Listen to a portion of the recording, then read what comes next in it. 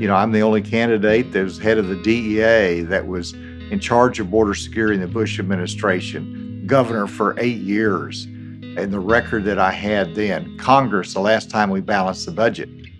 Asa Hutchinson was really one of the most thoroughly qualified candidates in the 2024 GOP presidential primaries, but was not able to field much media coverage. Every story is about Donald Trump. Well, former President Donald Trump is not in Iowa today. He was in a New York courtroom. That Trump has been in the lead consistently over all this time. He really is the favorite. With Trump's town hall announcement falling on the same night as the CNN debate.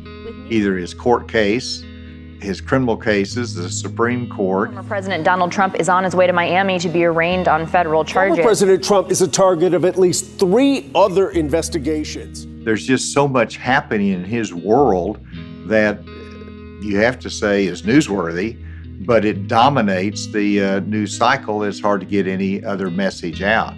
So that's the difficulty. Over many decades of public service, Asa Hutchinson has been a fiscal conservative, and he's also a devout Christian. I'm a person of faith, and that I have a responsibility to do what I can, but I also know that there's a higher power, a sovereign God that reigns in the affairs of man. But candidate Hutchinson failed to attract voters in Iowa, where traditionally a large percentage of the caucus goers are both fiscal conservatives and evangelical Christians. Tonight, former President Donald Trump has been declared the winner in Iowa. Trump secured a decisive victory in the frigid Iowa caucuses. Hutchinson has suspended his presidential campaign. He was in Iowa for the caucuses last night. That is, there's just a deep connection between Donald Trump and the base of our party. This is The Purple Principle, a podcast on the perils of polarization. I'm Robert Pease, privileged to be speaking with Asa Hutchinson this episode, a discussion that took place at the Principles First Summit in Washington, D.C. Thank you so much for joining us. Do you like to be called governor? Well, since it's one of the best titles publicly I've had, I certainly don't mind that at all. Yeah. But it's good to be with you today. Well, thank you, Governor Hutchinson. You were on a panel this morning. It was very well received, but you had a tough primary campaign season, and we wanted to hear about what would you do differently if you were running again, or is that really the best anyone can do in this environment where there's just a very loyal tribal following and not really a situation for a breakthrough? Well, I could look at the campaign that I just finished running, and I could change 4 or 5 things that I did, and none of it would have made a difference.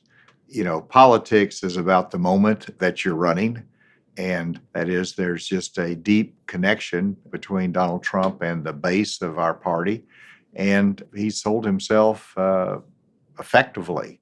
You declared, I think you were the first candidate to declare other than Trump. Do you feel you got sufficient press coverage as you made that announcement? No, and I actually, Trump announced, and then Nikki Haley announced, and then I was the third candidate in the race. Nikki Haley and the others, they soft-pedaled any objections to Donald Trump through the first 6 months of their campaigns or more, longer.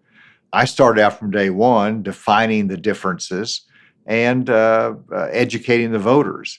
The media is interesting because, first of all, they give a dominant level of coverage to Trump, but secondly, they cover the polls, and the first pressure was, we've got to get these candidates out to reduce the field.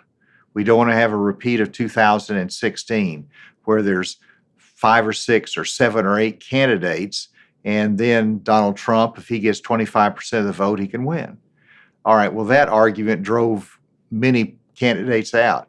And so it's a constant process story that the media covers that makes it really challenging for candidates to compete. So you were probably talking with a lot of strategists early in your campaign about, how to position yourself, how to reach voters. What was the best advice that you got from people who understood, the challenge that you faced? Well, I think it's making the case about trust and knowing the experience. And so whenever you run for president, there's a reason people run twice. And that is it takes one, a race for the people of America to really get to know you and to trust you and to understand your record. And you build that relationship with them. And then secondly, you make mistakes the first time that you could avoid the second time. But, what worked for me is making it known what my experience was, that, I'm the only candidate that was head of the DEA, that was in charge of border security in the Bush administration, governor for 8 years. And when I'm able to go through that, wow, well, there's nobody that has that level of experience that's running for president. You're ready. But, unless you have tons of money, it's hard to get that message out. For sure. So speaking of border security, the Senate was very close to a deal. Probable nominee, former President Trump, blew up, at least temporarily, that deal. It does seem like the Democrats have moved quite a bit on border security, and a deal would be possible, which would be, a tremendous thing after 30 years of inaction. So what do you think the prospects are, regardless of who wins, for a true solution to the immigration problem? Well, first of all, you're absolutely right that President Biden moved dramatically to give more tools for border security. One of the big things the Republicans wanted, including myself, is that we needed asylum reform. And President Biden said, no, you're not going to get that. That's too dramatic of a change. Well, he caved on that, and he says, okay, let's do the deal. Let's include asylum reform as well as funding for the infrastructure, for resources, for ICE, for the enforcement, Border Patrol. And notwithstanding, we got what we wanted in that bill. President Trump sent the signal he'd rather have that as a campaign issue, and so the support was lost very quickly in the House. Will it come back? I think there's a chance that it will come back, but to me, when the world is crumbling from Ukraine to Israel, at war to our southern border, Congress goes home for 2 weeks. When the Senate has passed a bill that's ready for them to take action, this is really incomprehensible for Americans. And so they need to get back there, and they need to bring a bill. If you don't like the bill, bring it to the floor. You can amend it, and you can work out the differences with the Senate. But Ukraine is going to crumble to Russia if they do not have the unified support of both Europe and the United States of America. And right now, Europe has sent their check to them. The United States has not.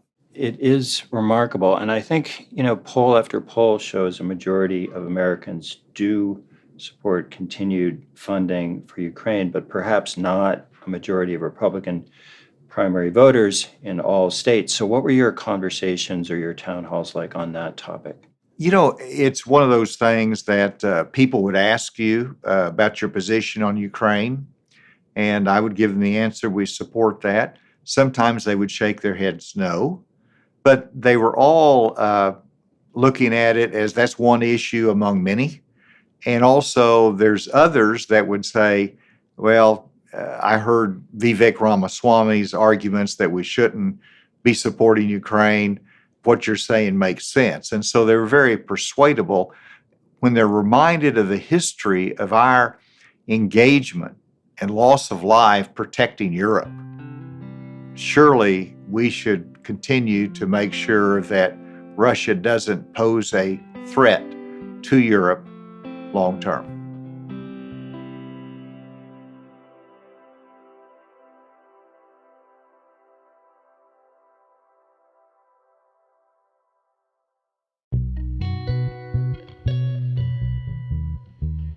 I do wonder what you're thinking about the possibility of a no labels bipartisan ticket. We've seen several more traditional conservatives say no to that possibility. Larry Hogan, on the Democratic side, Joe Manchin. Do you think, regardless of who no labels puts on that ticket, that helps Trump? Or is there a possible ticket that might be neutral or might even help Biden? Well, first of all, if there's ever a year for a third-party candidate to be well received by the electorate, this would be the year. Secondly, it's an unpredictable year, that we don't know what's going to happen with the two major candidates right now. And so there again is a reason for a third-party initiative. Now, the argument is that, well, somehow, President Biden is concerned that this is going to take votes away from him. And I think that's totally unpredictable at this point. I think a lot depends upon the candidate that you put forward, the message that they have, and you've got to have a candidate that can pull from both sides, that can pull from the Democrat side, but also pull from Donald Trump's support in order to have a fighting chance to win. So I think there is a potential for a third-party candidacy this year. So hypothetically, if you were to run third party, or as you look at the possibility of a no labels bipartisan ticket, what issues and what sort of ideology would you like to see them espouse? So the major issues to me would be you've got to tackle the immigration, you've got to tackle your relationship in the world, and you're going to be a trustworthy ally as the United States of America under your leadership. You've got to address the balanced budget, and neither of the two political parties are talking about that. That could be the focal point of a message, is doing something about the $33 trillion debt the United States has. So there is some unique place for a third-party candidate with that center-right message. There's a lot of state-level electoral reform energy because of reforms in Alaska and Maine to open primaries to independent voters. There's 14 states right now that have closed primary elections. There's another 14 or 15 where at least one party has a closed primary. And there's also ranked choice voting for the first time at state levels.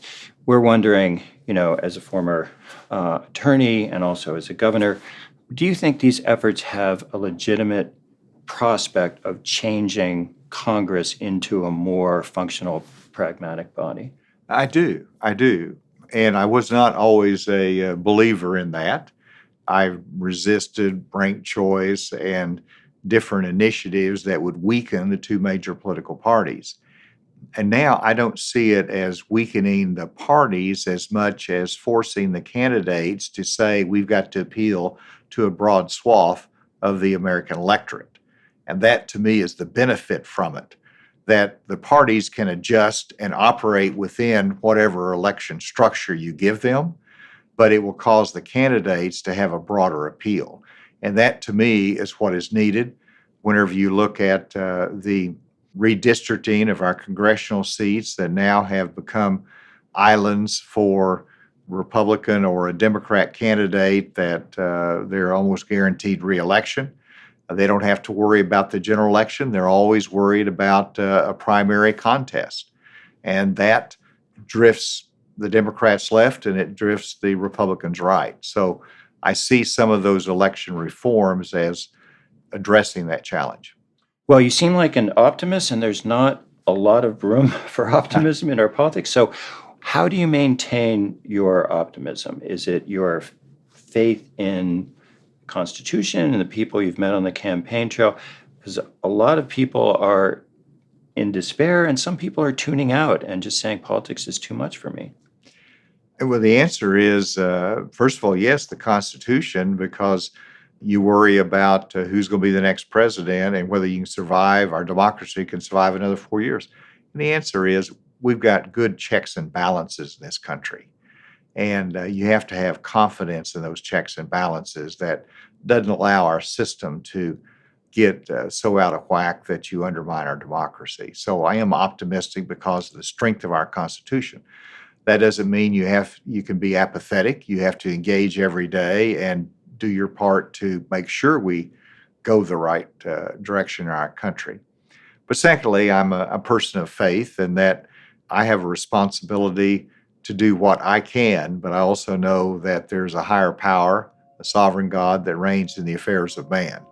And so that gives you hope and optimism about the future and a faith that our country, under God's hand, will survive. Well, let's hope so. And we thank you for speaking out and for running a campaign on principles and on policy. And we wish you best of luck. Thank you. Good Thanks to be so with much. you. Thank you.